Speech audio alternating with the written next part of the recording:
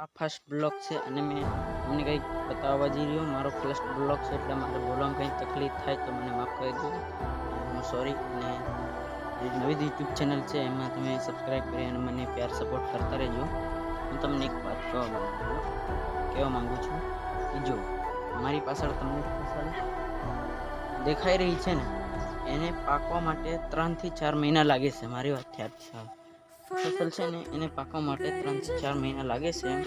અને આપણી તો ભાઈ જિંદગી છે, એના માટે તો એક બે વર્ષ તો મહેનત તો કરો તો જ સફળ મારા ભાઈ થવાય છે. અને હું એવું માનું છું કે સફળ થવા માટે થોડીક તો મહેનત કરવી પડે.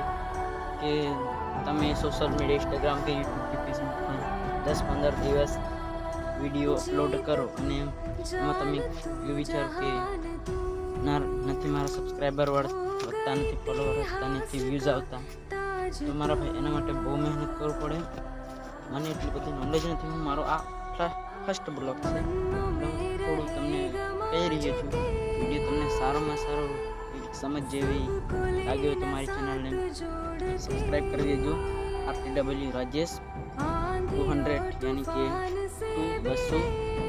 અને એવું કહેવા માંગી રહ્યો કે આપણે કંઈક સફળતા જિંદગીમાં કંઈક મેળવવા માટે મહેનત તો કરવું પડે. અને એટલા માટે હિચકી બોલું છું કે આ મારો ફર્સ્ટ બ્લોગ છે અને મન થોડી બોલવામાં તકલીફ કરે છે. કંઈ બોલવામાં ભૂલ થઈ જાય તો મને માફ કરી દેજો. મારી ઘરની પાછળ